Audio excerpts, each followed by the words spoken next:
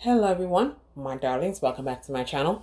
In today's video, we're going to be talking about why I decided to finally walk away from my church after being there, serving there for 13 years. So there are several reasons why, but I just wanted to get into a few, if some of you, just a few ideas, not ideas, but like more reasons when I decided to finally walk away. I began going to that particular church in South Florida for like since I went and stayed at my 10th grade year in high school.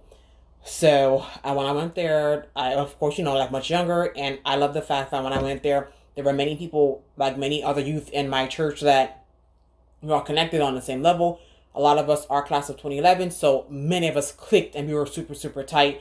We came from two particular schools, which were like literally rivals, but we were like the best of friends. We could care less about our schools being rivals.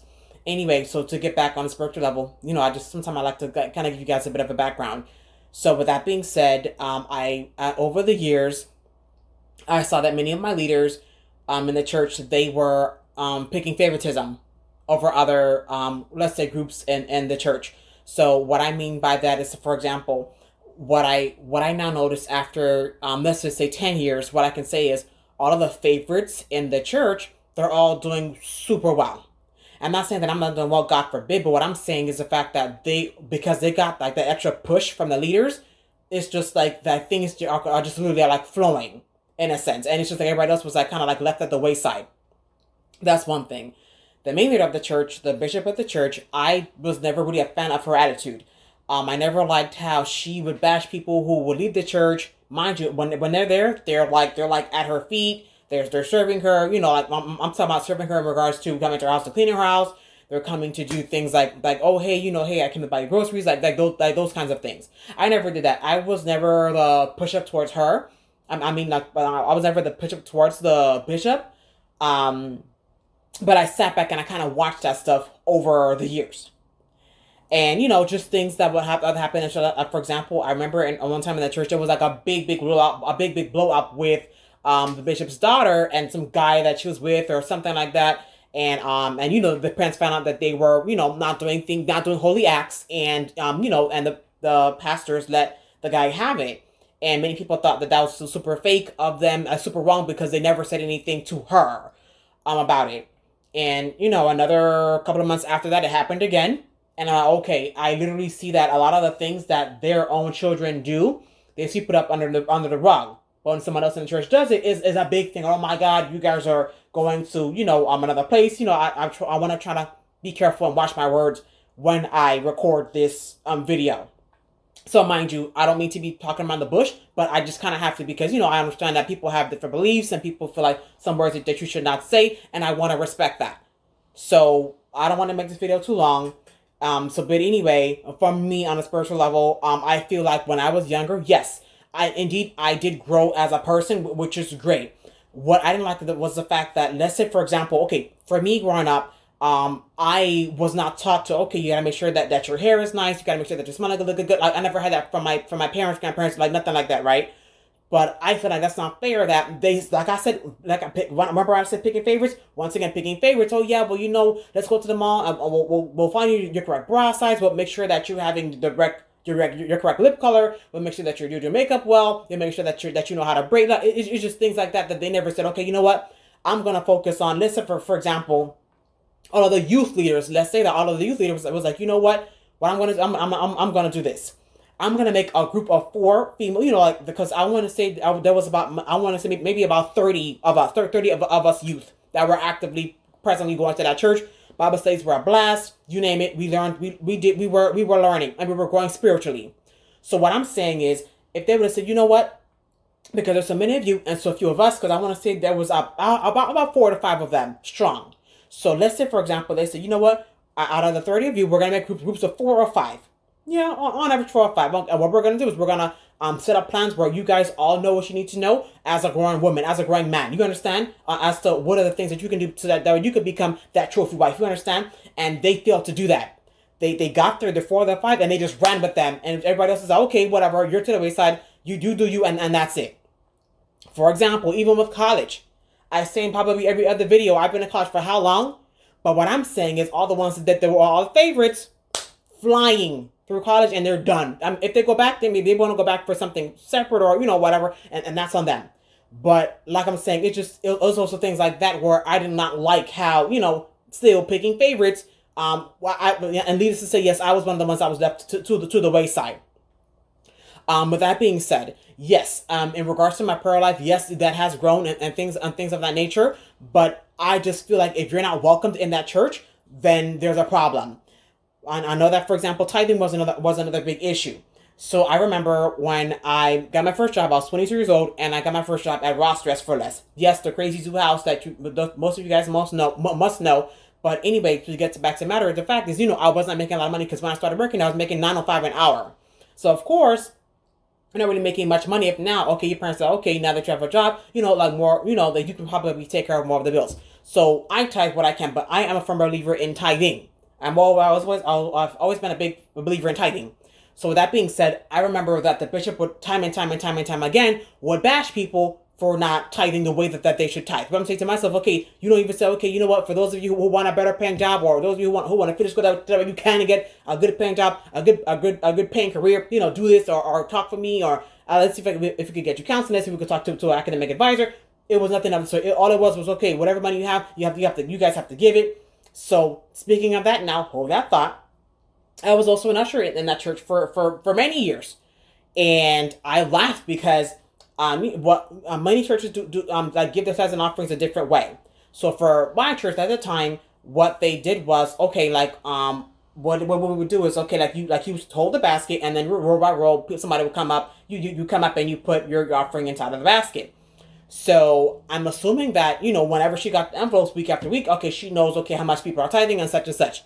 So I chuckled because I remember, I guess one time she was really adding on people paying more tithes and offerings, and so she felt like okay, but because I don't tithe more, I'm the reason why the church is not tithing. So she said, you know what? Whenever it comes for tithe and offering, do not hold the basket anymore because you're blocking people from giving the tithe and offering. So you see what I'm saying? It would just be some of the most craziest things. I would never, like, maybe to others and maybe to you guys it might make sense, but I don't see how, because I tithe what I can tithe. For example, I made $9.05 an hour. So there's something that, for example, I might say, okay, you know what? I'm going to tithe $10 or maybe 15 or sometimes 20. Of course, if it's the holidays, of course I'm going to give more because of course if it's holiday season, you're going to be working more hours than your average, maybe 15 to 20 hours. You understand? So with that being said, I just thought that was just absolutely ridiculous. I'm saying to myself, why do I have to ask another usher? Okay, why is it that she doesn't want me to hold the tithe and offering basket anymore? So for her to tell me that, and for the bishop to not tell me directly, I just felt like, okay, like what was it that you felt like, okay, like you could not tell me what is the reason as to why I cannot hold the basket anymore? But like I said, the 13 years that I was there, I probably missed a few Sundays, but maybe because it was a graduation or something big that I could not attend. But most Sundays I was there faithfully on time, like you name it, that I was there. Of course, you may have some late days because, mind you, the 13 years of that church, many things never really started on time. I remember at one point people got sick and tired of it, and they're like, okay, hey, when we had a church meeting, okay, please guys, let's try to start this stuff on time. And I respect that. So for a little while, we did have things starting on time. So to fast forward now, like I said, I don't want this too long. Year after year, I would notice that because my church was never really a big church in the first place anyway. I want to say on average, because I've been doing head count. So I want to say for me, on average, I remember we began with, I want to say about maybe 60 members or so. 60 members, excluding the children. So if the year it will go from 60, 50, 40, 30, 20, maybe 25, 15, maybe 20 again. And then, okay, and I would ask people as they were leaving, okay, what is your reasons? And they would say the same thing. Didn't like the bishop's attitude, didn't feel warm, didn't feel welcomed. And I'm like, okay, like it have to be something going on with the leaders. That's the reason why, they feel like, okay, like then they're not wanted or they're not learning anything here. Because me personally, I feel like, yeah, you go to give your tithes and offerings, but I just feel like you were going to church to connect with other believers. And if you're not feeling wanted or needed there, then I don't think that that's a place for you. So here we go now. When COVID hit, I know that was a big thing for many churches, and everybody have their different beliefs on how they did things. That's fine. So I noticed there was a huge drop again in regards to the amount of attendees in the church. They will say things like, oh yeah, you guys go to Walmart, you guys go to Publix, you guys go to every other place, you guys go shopping, whatever, but how come you guys are saying coronavirus when it's time to go to church? So one bold leader, one bold member said, okay, you know what? Y'all probably didn't want to go to church. Y'all probably just using COVID as a reason to not go to church. And if that's the reason, that's fine. So in a nutshell, that was my reason. And two, I guess many people, use that as a scapegoat to say, you know what, because I'm tired of the leaders. Okay, let me go ahead and just go because this is not making any sense to me, and I just needed a way to get out anyway. Because they would do the thing on, they would do the church sermons online on the Facebook Live, and they'll notice that only maybe 10 or 12 people will log in. So that, okay, hey, what's going on? What are you guys doing? And I see that at that time people were looking for other churches to go to, and that's absolutely fine. Because I feel like for you to literally be at the leader's feet or at the bishop's feet, and for you to say, okay, you know what, I'm out, and for the bash you, like, oh my God, then you don't say anything, they're going to the other place, and I'm just like, I don't feel that it's fair for you to say that, because if I'm here and you're talking to them about that, imagine if I were to leave, what are you going to say about me? You understand? Anyway, with that being said, in a nutshell, I felt like it was time to leave. And it's not the fact that I'm there for people, because the thing is, a lot of people that were close friends, dear friends to me, they left. I want to say maybe 2 months or so before I did. I just really came to a point where I'm like, you know what, enough is enough. I don't like them. When I left the church, I want to say there were about maybe 5 or 6 members left. So like I said, when I went to the church, I want to say maybe 60, 70-ish people or so.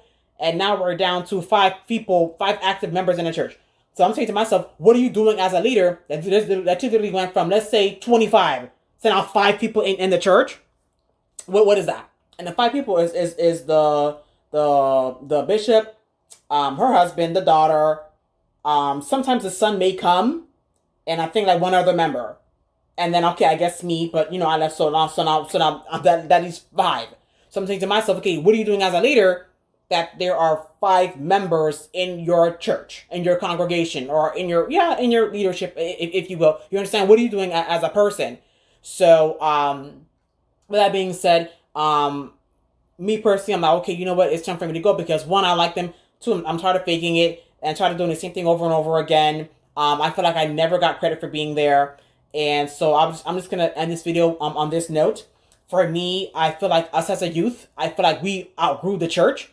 And I knew that something was wrong when the ministers, especially the youth ministers, were leaving. I'm like, okay, yeah, something's wrong if the youth ministers are leaving, because the youth minister, so his wife is the bishop's daughter, and for her to say, okay, you know what, I'm leaving, then there must be something to it as to be, okay, she's like, okay, you know what, I'm leaving.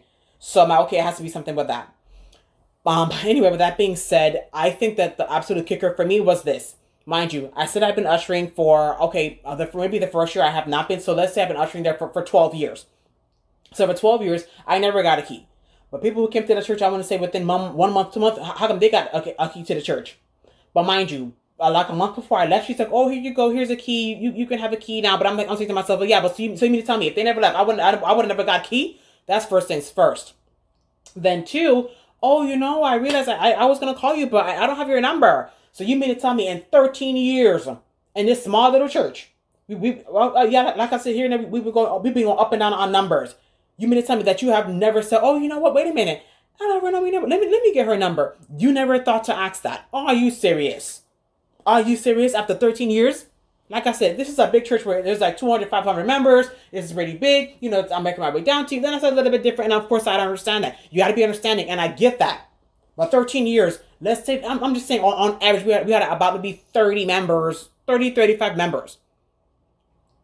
Never crossed your mind, oh, wow, you know what, let me get her number. Never crossed your mind? Oh, okay, cool. So that's how this works. Okay, cool.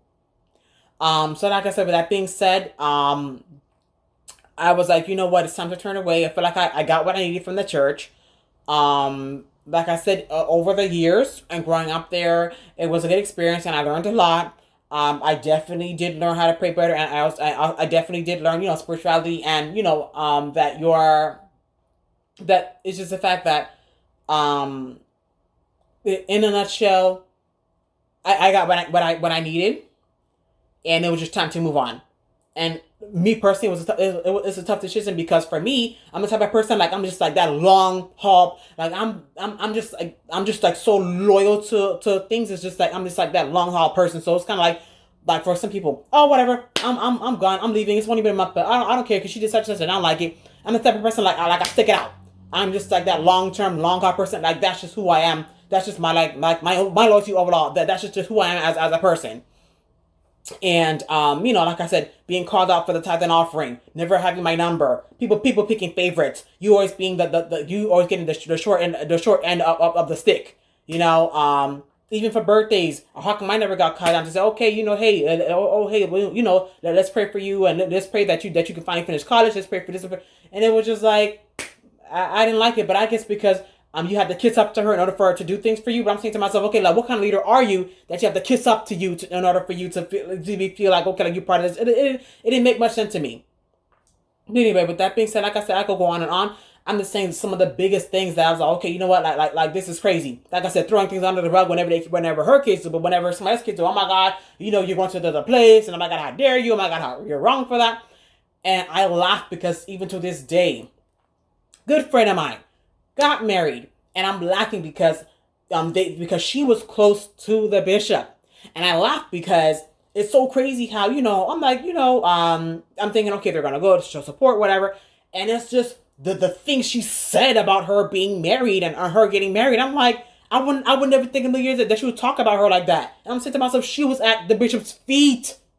So I'm saying to myself, lady, how dare you talk about her like that? If anything, you say, you know what, I'm so happy, you know, because she deserves it. She's a good person. She's so sweet. She's so wonderful. She's so lovely. That's how you're talking about her just because she left your congregation. How dare you? And then you wonder why you didn't get invited. Like, you see what I'm saying? It's like, how can you be a leader and you got such a nasty, unwelcoming mentality, like personality about you? Like how do you do that? And I'm saying to myself, just the way that I've seen them interact with other people, because like I said, I could go on and on, but I know y'all don't have time for this.